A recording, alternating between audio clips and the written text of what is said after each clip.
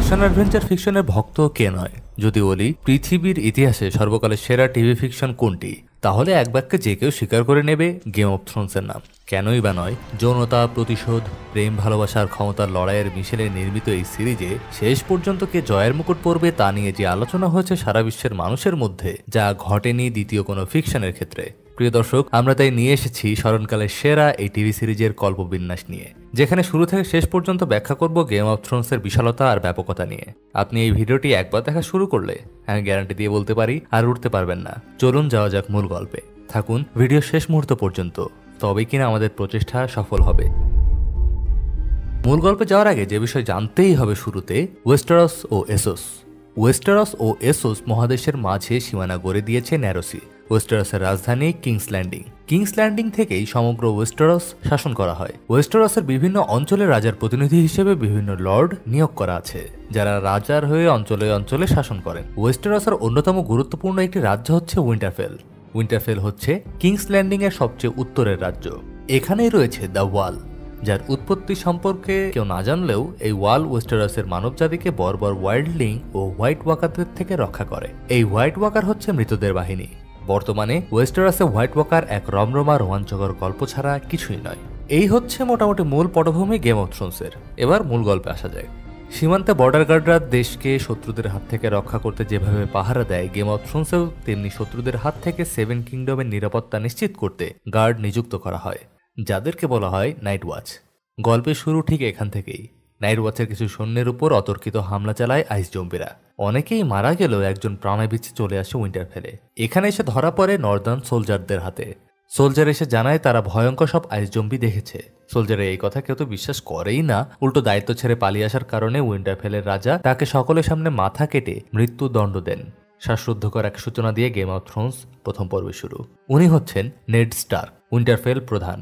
স্ত্রী Caitlin Starc আর 3 ছেলে আর 2 মেয়ে নিয়ে লর্ড স্টার্কের পরিবার। সবচেয়ে বড় ছেলে রব স্টার্ক, এরপর সহজ সরল মেয়ে সানসা, আর এক ছেলে ব্র্যান্ডন স্টার্ক, যার একমাত্র শখ হচ্ছে রুফটপ জাম্পিং।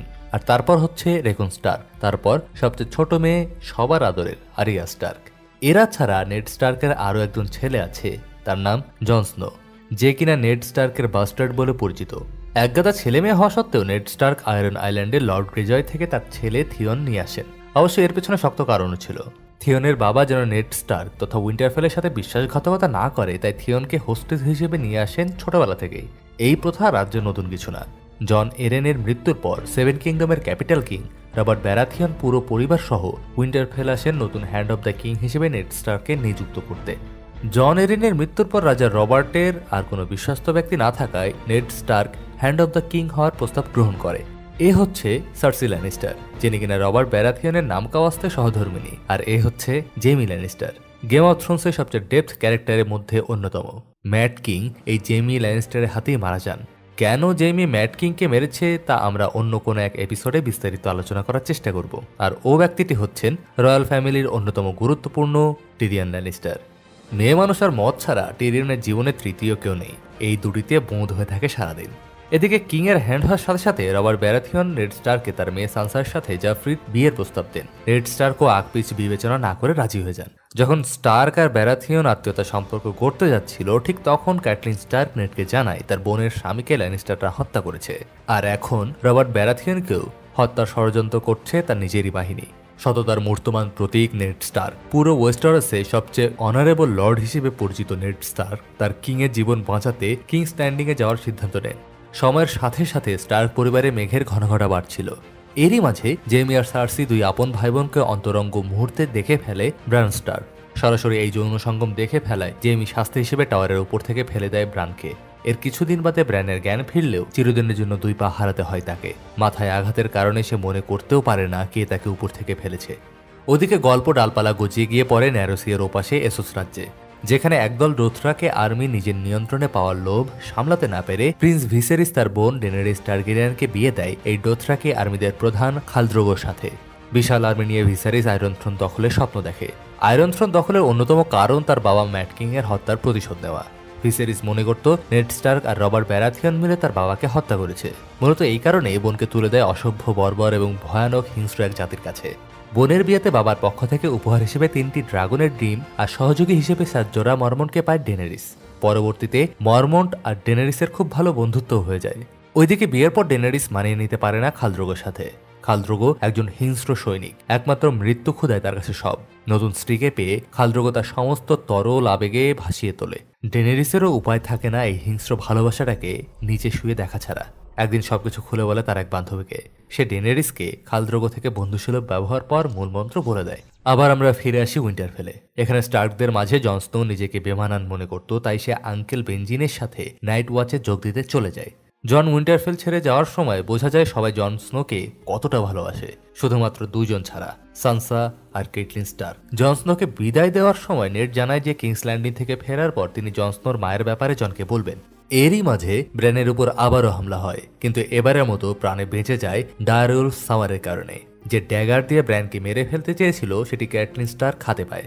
ড্যাগারটি দেখে ক্যাটলিনের বুঝতে বাকি থাকে না যে এটি সাধারণ কোনো ড্যাগার নয়, শুধুমাত্র রয়্যাল ফ্যামিলির কেউ এটি ব্যবহার করতে পারে। ক্যাটলিনের পুরো সন্দেহের তীর এসে পড়ে ল্যানিস্টারদের উপর। ব্র্যানকে কারা আক্রমণ করেছে এটি খুঁজে বের করতে ক্যাটলিন কিংস ল্যান্ডিং এর দিকে রওনা দেয়। গল্প নতুন মোড় নেয় যখন Ned Stark king of the hand হয়ে তার দুই মেয়ে সানসা আর আরিয়াকে নিয়ে চলে আসে রাজধানী অর্থাৎ কিংস ল্যান্ডিং এ।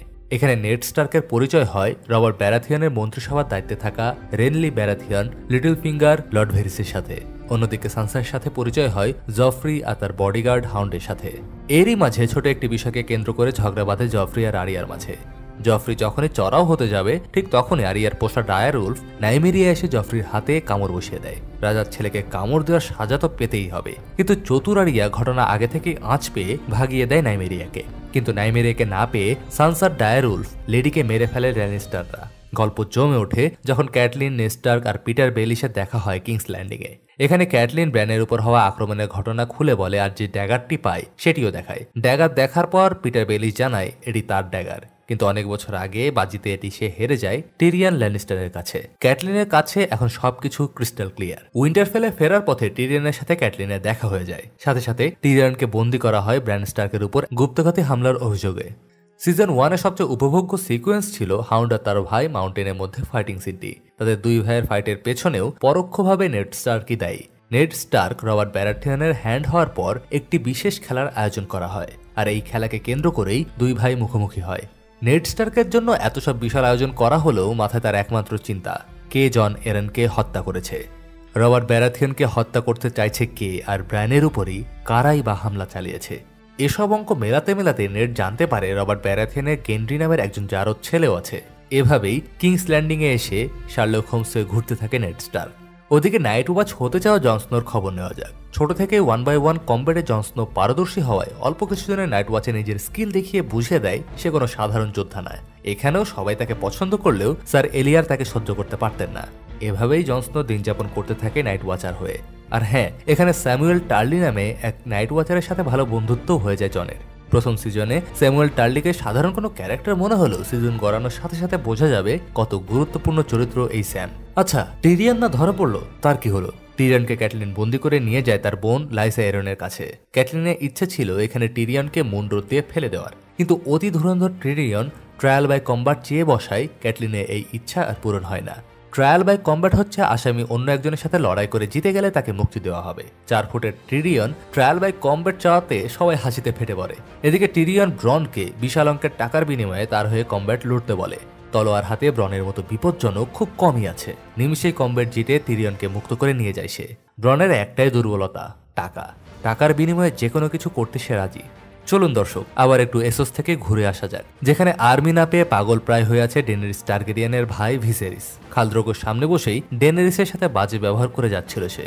বারবার সে গোল্ডেন ক্রাউনের কথা বলায় এক পর্যায়ে সহ্য করতে না পেরে খাল দ্রোগো এক পাতিল স্বর্ণ আগুনে গলিয়ে তার ভিসেরিসের মাথায় ঢেলে দেয়। মুহূর্তে ভবলীলা সাঙ্গ হয়ে যায় ভিসেরিসের। এতদিনে এমন অনেক সিক্রেট সে জেনে গেছে যা রবার্ট ব্যারাথিয়ন জানতে পারলে জেইমি আর সার্সিকে ফাঁসির কাষ্ঠে ওঠানো হতে পারে। নেড জানতে পারে জফরি, টমেন আর বার্সেলা এরা কেউই রাজার অর্থাৎ রবার্ট ব্যারাথিয়নের সন্তান না, অর্থাৎ এরা কেউই ব্যারাথিয়নের বংশধর না। ওদের 3 জনের বাবাই জেইমি ল্যানিস্টার, অর্থাৎ জেইমি এবং সার্সি আপন 2 ভাই বোনের উত্তাল ভালোবাসার ফসলেরা। রবার্ট ব্যারাথিয়ন শিকারে যাওয়ায় সেদিন আর বলতে পারেনি নেড, তবে এই সত্য সে রবার্ট ব্যারাথিয়নকে যেভাবেই হোক জানাবে। প্রাণপ্রিয় বন্ধুর সাথে এত বড় ধোঁকা কিছুতেই সহ্য করবে না সে। কিন্তু শিকার থেকে রবার্ট ফিরে আসেন আহত অবস্থায়। বন্য শুকর দ্বারা মারাত্মকভাবে আহত হয়ে মৃত্যু পথযাত্রী হয়ে পড়েন রবার্ট। এমন পরিস্থিতিতে নেড আর জানাতে পারে না তার সাথে হয়ে যাওয়া আশা প্রতারণার কথা। রবার্ট যখন বুঝতে পারে তার আর বাঁচার সম্ভাবনা নেই, তখন নেড স্টার্ককে দিয়ে উইল লেখায়, যেখানে লেখা হয় সিংহাসনের দায়িত্ব নেডকে দেওয়া হলো যতক্ষণ না ব্যারাথিয়ন বংশের যোগ্য কাউকে পাওয়া যায়। এই উইল লেখার পর নেড স্টার্ক রবার্ট ব্যারাথিয়নের দুই ভাই রেনলি আর স্ট্যানিস ব্যারাথিয়নের সাথে যোগাযোগ করার চেষ্টা করে।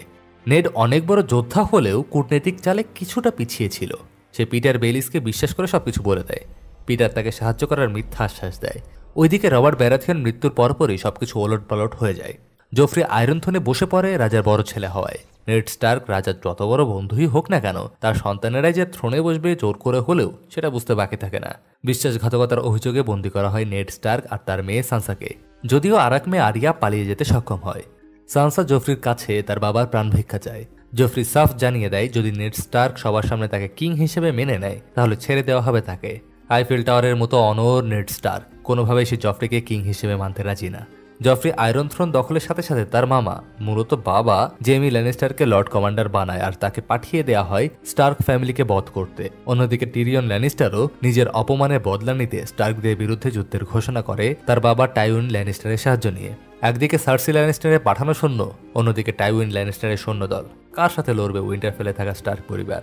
এখানেই দারুণ একটা মাস্টার প্ল্যান সাজায় স্টার্ক পরিবারের বড় ছেলে রব। অল্প কিছু সৈন্য পাঠায় টাইউইন ল্যানিস্টারের সাথে যুদ্ধ করতে, আর মেজরিটি সৈন্য নিয়ে বন্দী করে ফেলে জেমিকে। এসোসে থাকার ডেনারিসের খবর নেওয়া হচ্ছে না অনেকক্ষণ। স্টার্ক পরিবার আর ল্যানিস্টার পরিবারকে ঘিরে গল্প মনে হলেও ডেনারিস কি জিনিস বুঝবেন ধীরে ধীরে। সুখেই দিন কাটাচ্ছিল ডেনারিস যতক্ষণ না খাল দ্রোগো আহত হলো। খাল দ্রোগো এখন আর ড্যানিকে জোরপূর্বক ভালোবাসে না। এখনকার মিলন হতে লাগলো আরামে আয়েসে, দুটি মনের আর শরীরের একত্রীকরণে। কিন্তু ঘটনা টার্ন নিল যখন বিশালদেহী খাল দ্রোগো বুকে সামান্য এক তলোয়ারের খোঁচা লাগলো। প্রায় অর্ধমৃত হয়ে পড়ে সে এতে। ধারণা করা হয় যে তরবারি দিয়ে আঘাত করা হয়েছে, তাতে বিষ মেশানো ছিল। নতুবা এটুকু আঘাতে খাল দ্রোগোর মতো এমন বিশালদেহী মানুষকে কি বা করতে পারত? বুঝতেই পারছেন, খেলা জমে উঠেছে। একদিকে বন্দি জেমি, অন্যদিকে বন্দি নেড স্টার্ক। কিংস ল্যান্ডিংয়ে ঘণ্টা বেজে উঠেছে। এর মানে হচ্ছে কেউ আজ মৃত্যুকে আলিঙ্গন করবে। দিক বেদিক ঘুরতে থাকা আরিয়া স্টার্ক পৌঁছে যায় স্টেজের সামনে এক মূর্তির কাছে। এখানে এসে সে দেখতে পায় বন্দি অবস্থায় নেড স্টার্ক দাঁড়িয়ে আছে, আর তার পাশে তার বোন সানসা, জফ্রি আর সার্সি ল্যানিস্টার। শেষবারের মতো পুরো কিংস ল্যান্ডিং এর সামনে নিজের ভুল স্বীকার করতে বলা হয় নেডকে। দুই মেয়ের কথা ভেবে নেড স্বীকার করে নেয় যে সে রাজার সাথে বিশ্বাসঘাতকতা করেছে আর জফ্রি ব্যারাথিয়ানকে কিং হিসেবেও মেনে নিচ্ছে। ঠিক এই মুহূর্তে দর্শক এমন একটা টুইস্টের সম্মুখীন হবেন যা টিভি সিরিজ ইতিহাসের অন্যতম হৃদয় নিংড়ে দেওয়া দৃশ্য। পুরো সিজন 1 জুড়ে যাকে গেম অফ থ্রোনসের হিরো মনে করা হচ্ছিল তারই শিরচ্ছেদ করা হয়। কনফেস করার পরও নেডের শিরচ্ছেদ করা হয় কারণ হিসেবে জফ্রি বলে যে তার রাজ্যে বিশ্বাসঘাতকের কোনো ক্ষমা নেই। প্রথমবার এই এপিসোড দেখার সময় নিজের চোখকে বিশ্বাস করতে পারছিলাম না এমনও কিছু ঘটতে পারে টিভি সিরিজ ইতিহাসে। নেডের আকস্মিক এই শিরচ্ছেদে সানসা হতবিহ্বল হয়ে পড়ে। অন্যদিকে আরিয়া স্টার্ক কোনো মতে নিজের পরিচয় লুকিয়ে পালিয়ে যেতে সক্ষম হয়। ক্যাটলিন আর বড় ছেলে রব স্টার্ক এতক্ষণে নেড স্টার্কের মৃত্যুর খবর পেয়ে গেছে। চাইলেই সৈন্য সামন্ত নিয়ে কিংস ল্যান্ডিংয়ে আক্রমণ করতে পারবে না রব, কারণ আরিয়া আর সানসা দুইজনই এখন কিংস ল্যান্ডিংয়ে। প্রপার প্ল্যানিং ছাড়া কোনোভাবেই কিংস ল্যান্ডিংয়ে আক্রমণ চালানো বোকামের নামান্তর। ল্যানিস্টাররা শুধু অর্থ না, যুদ্ধের দিক থেকে অনেক উন্নত এবং দক্ষ। নেড স্টার্ক এখন আর বেঁচে নেই, কিন্তু কাউকে না কাউকে নর্থের সিংহাসনে বসতেই হবে। এই সময় সবাই এক বাক্যে রব স্টার্ককে নর্থের কিং হিসেবে মেনে নেয়। আর ওইদিকে জফ্রি আয়রন থ্রোন পেয়ে খুশিতে আত্মহারা হয়ে আছে। কিন্তু শঙ্কায় আছে সার্সি আর টিরিয়ন ল্যানিস্টার, কারণ তাদের দুইজনের কাছে জেমির বন্দী হওয়ার চিঠি পৌঁছে গেছে। শুধুমাত্র টিরিয়ন ল্যানিস্টার বুঝতে পারছে ল্যানিস্টাররা কত বড় এক ভুল করেছে নেড স্টার্ককে মেরে। এখন রেনলি ব্যারাথিয়ন, স্টেনিস ব্যারাথিয়ন আর স্টার্ক ফ্যামিলি তিন দিক থেকে তাদের বিপদ আসার সম্ভাবনা শতভাগ নিশ্চিত। জন স্নো নেডের মৃত্যু সংবাদ পেয়ে প্রতিশোধ নিতে ওয়াল ছেড়ে রব স্টার্কের আর্মির সাথে যোগ দিতে চায়, কিন্তু স্যামুয়েল টার্লি তাকে বোঝায় চাইলেই সে শপথ ভেঙে নাইট ওয়াচদের ছেড়ে যেতে পারবে না। এর জন্য তাকে কঠিন শাস্তি ভোগ করতে হবে, যা আমরা প্রথম এপিসোডে দেখতে পেয়েছিলাম। আইস জম্বিদের আক্রমণে একজন পালিয়ে আসায় নেড স্টার্ক তাকে মৃত্যুদণ্ড দিয়েছিল, আর আইন তো সবার জন্যই সমান। তাই জন স্নো আর যোগ দিতে পারেনি রব স্টার্কের আর্মির সাথে বাবা হত্যার প্রতিশোধ নিতে। পরদিন নাইট ওয়াচদের লর্ড কমান্ডার জানতে পারেন যে জন স্নো নেড স্টার্কের মৃত্যুর প্রতিশোধ নিতে তার ভাই রব স্টার্কের আর্মির সাথে যোগ দিতে চেয়েছিল, কিন্তু স্যামুয়েল টার্লি আর বাকি দুই নাইট ওয়াচদের কারণে পারেনি। এখন লর্ড কমান্ডার জনকে দুইটি সুযোগ দেন।